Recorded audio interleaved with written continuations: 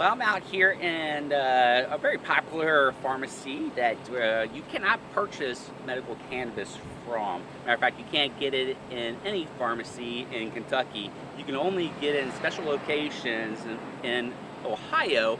And so today we're going to sit down and talk to Dr. James Weeks, a doctor that prescribes medical cannabis, and some of the benefits he sees and some of the items that he's come across, especially dealing with veterans and some of the issues that medical cannabis help with. So I hope you enjoy this episode. Oh, hey, how you doing? My name is Charlie Foxtrot, and I want to welcome you to the Charlie Foxtrot Military, Veteran, and Family Resource Show. I hope you enjoy the show. Thanks for tuning in.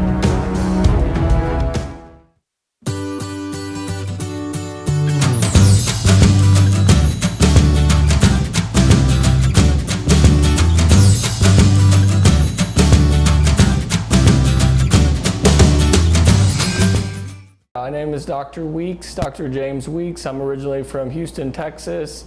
And my wife and I moved to the Cincinnati area in 2008 for our residency training. So I did my internal medicine residency at the Christ Hospital, graduated from there in 2011, and have been practicing in the hospital essentially ever since then. So for the past 8 years, I've been an internal medicine hospital doctor. So I've worked in the general parts of the hospital. I've worked in the intensive care unit, and so I've taken care of all sorts of patients in all varieties over the past eight plus years that I had not been able to offer to my patients all these years, which was medical marijuana. And so my wife and I decided that we would open our own practice that would focus on that, giving patients in Ohio access to their medical marijuana cards, but also providing a lot more education in regards to medical marijuana so that patients can get the best use of it. There's actually 31 states now that have medical cannabis programs in the United States, and there's 11 states that have also adult use programs, which means if you're 21 years old or up, that you would be able to purchase cannabis. And so in Ohio, there's 21 conditions. Conditions that are more commonly used conditions are chronic pain, which is defined as pain that is oftentimes severe and lasts for greater than 6 weeks. So there's an awful lot of people with chronic pain walking around. The other one that is very common in Ohio is spinal cord disease and injury. And so there's a lot of people with spine problems like degenerative disc disease, arthritis of the spine. Those also qualify. Other conditions, cancer, PTSD, inflammatory bowel disease like Crohn's and ulcerative colitis, seizure disorder, fibromyalgia.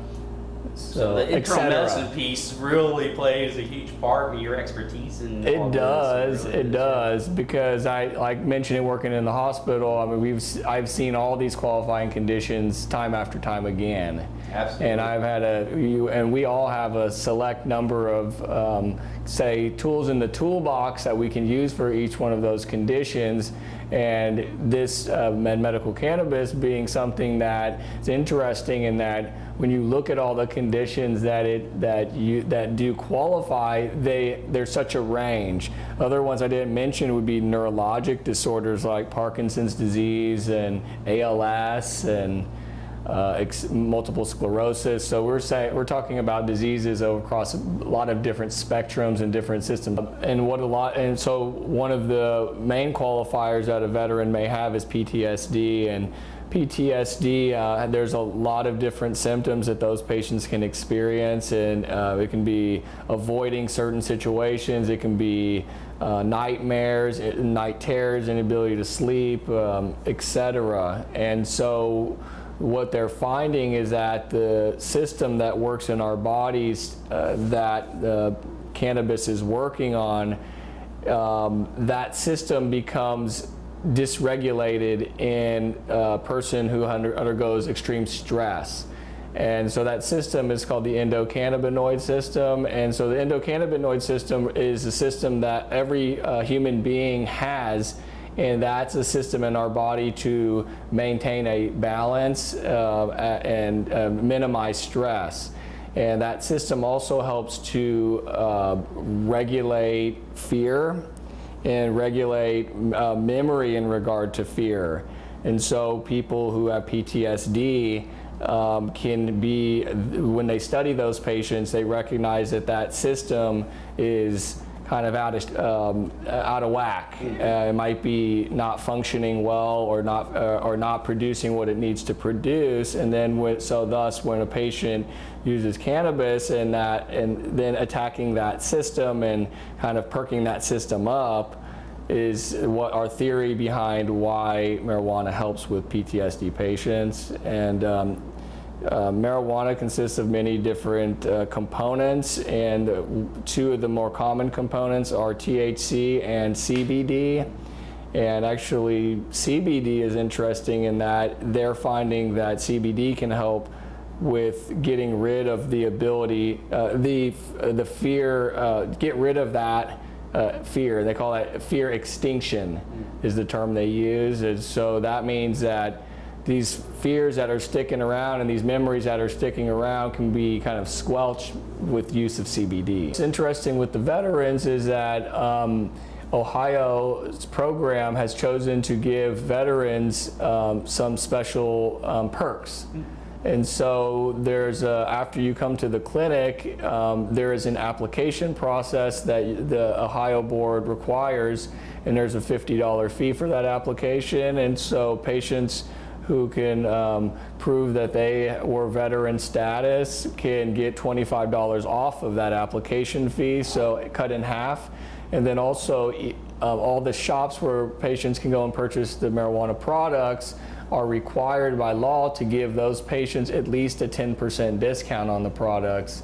And I've heard even in some dispensaries across the state doing as high as 30% off a discount of the product. So, wow. So I would say in the about just under 50 we've seen about 10% of them have been veterans. We're just now starting to get feedback from our patients about how they're doing, and I've created a list of questions that I'm asking all of the patients and at the time of the initial visit and the follow-up to just see their educational level at the time of the initial visit, and then their educational level after the visit. Is their quality of life better? Are they experiencing any negatives? And I did have one patient in particular that I recall that was a young man with pretty significant PTSD. It was in his late 20s.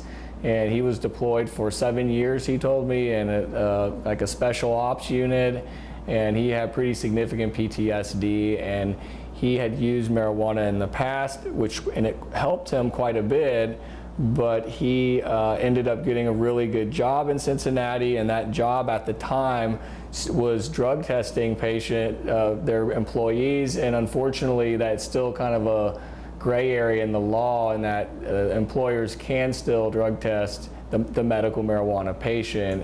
But what was exciting with him is that he grew fed up with not being able to use the marijuana, which he knew was helping him. So he went to his employer and told them what was going on, and the employer told him it was okay to consider that as an option as long as he did it in the legitimate fashion, which would be coming here.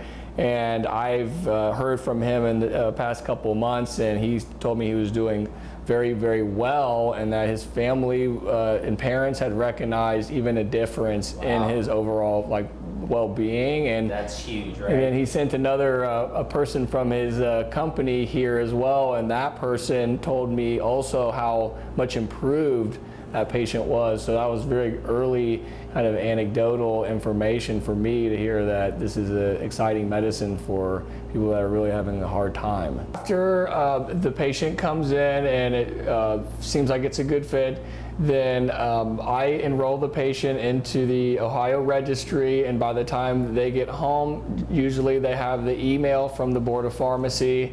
The Board of Pharmacy manages the application process, and it takes about 5 minutes to do the application, and you pay the application fee. and then once you've paid that, your marijuana card pops up at the top of the screen, and you can download that and print that. And then all you need is that and your ID or driver's license, and you can go to the shop. So it is same-day registration in Ohio. In some states it's not that way. It's a more lengthy process. You have to be a resident of Ohio, and so you specifically have to have an active driver's license or ID card from Ohio, or a active passport with the Ohio residence address on it. Yeah, I think there's several things that could be better if there was a medical cannabis program in all states. And so one piece of data which hits very close to home for me, and I know people in Kentucky, is in regards to opioid use and opioid overdoses. And so we now have enough data from all these other medical states that have had a medical marijuana program for some years, and we have found that in the states that have a medical cannabis program, the rates of opioid prescriptions are down and the rates of opioid overdoses are down. And opioid overdoses were down actually 24% in the states where there's a medical cannabis program. And so I think that with Ohio and Kentucky, as you know, there's been a big problem in that regard. The data is there to support that this kind of lowers the risk of that sort of thing. Also recognizing that a lot of the people that had problems with opioids, there are people that have problems with pain, and they're kind of left high and dry in a way, and the chronic pain patient has been left high and dry. And when I say high and dry, meaning the doctors in general are very reluctant to want to prescribe opioids to patients in general, and then there's not very many other options at that point for somebody with chronic pain. So I really think the chronic pain piece is very big, and in the future we're going to see that a large portion of patients with chronic pain are going to be benefiting from medical cannabis, and they won't have to be using the opioids at all, or they'll be using lower amounts of them. I think also there's, of course, I'm mentioning there's a lot of other conditions that people can benefit from, and so when you look through some of the conditions, some of these conditions are can be end stage and can be riddled with different symptoms, and the medicines we're using for the side effects of those medicines are causing problems. So those people, just from the compassionate standpoint of use of marijuana, should be able to access it. Absolutely. No matter where they live. So you're asking what are my thoughts in regards to federal legalization? So one of the main drawbacks in regards to us pushing the medical marijuana and marijuana in general industry forward is that it remains federally illegal, as you mentioned. So several years ago, the federal government basically made it a rule where the states could decide what they wanted to do, and the federal government's not allowed to spend money to cause punitive damage or shut down shops that are opening, as long as they're following the rules at the state level. But when it still remains federally illegal, that means that there cannot be any federal funding used to do research. And the reason why that is because marijuana is considered what they call a Schedule I drug. And President Nixon created it was the war on drugs back in the 70s, and they categorized each drug class based on whether they could have any benefit or not, the medicine. And so a Schedule I drug is considered a drug that has no medical benefit and only harm. And so in that class is heroin, methamphetamines, crack cocaine, and marijuana. It doesn't seem like it fits nowadays, does it? Doesn't fit. There's medical benefit. And so we and the people that all believe in this, and the science that's starting to drive it, we say we need to deschedule marijuana, thus making it a Schedule II drug or higher, thus allowing us to be able to start doing the research that we need to do to kind of confirm a lot of the anecdotal data that we have, and also recognizing that without certain physicians in general oftentimes are looking for very, very strong data before they will be willing to start considering a medication, and without having this very strong data because of the federal legal part makes it a challenge. So what's interesting about Kentucky is that when you read about the history of cannabis and the history of hemp, Kentucky grew the most hemp of any state in the United States. And it must have to do with the soil and the climate and the flat terrain. We make good bourbon and we make good marijuana, apparently. Exactly. So it's interesting that there's is such a boom in regards to hemp, because that's just history repeating itself.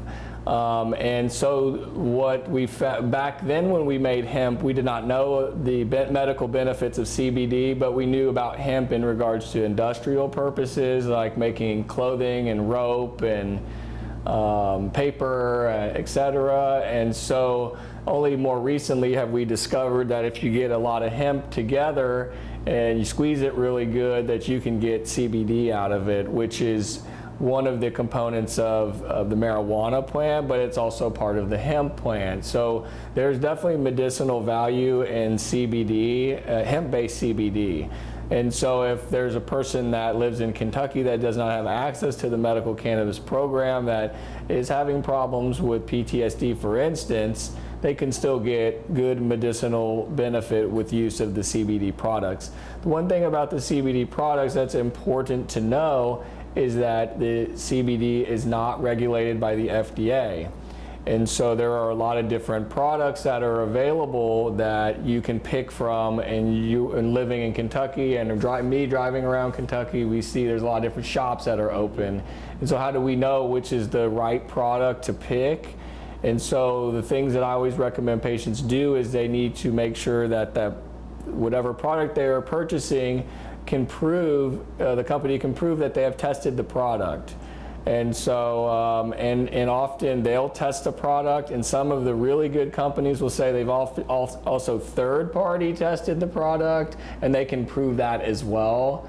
And that would be what I would want if I was recommending it to a patient, to make sure that, because what we found is that it's not FDA regulated. Some of the products that are being sold are not truly what they say that they are, and they have contaminants like pesticide or mold or fungus. And so definitely it's a great option for medical benefits, not just PTSD, but for anxiety, for sleep, for pain, for inflammation. And just making sure that you get a good company. They also have marijuana-based CBD as well, so that's from the marijuana plant versus the hemp plant, and that would be something that the medical marijuana program patients would only be able to access. This is definitely a great option for patients for a wide variety of medical conditions to have an alternative treatment regimen. And so I think every state in the United States should have a medical marijuana program, kind of like they've done in Canada.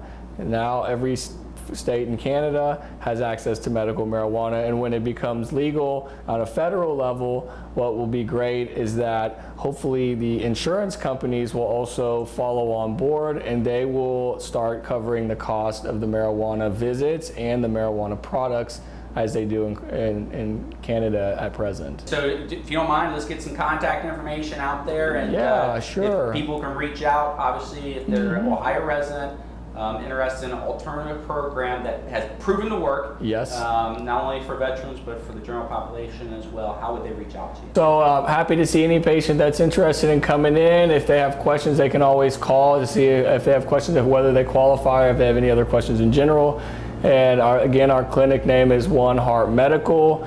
We're in Cincinnati, Ohio on 455 Delta Avenue, Suite 303. Our contact phone number is 513-321-1242. And you can also go to our website and get more information, which is www.oneheartmedical.com.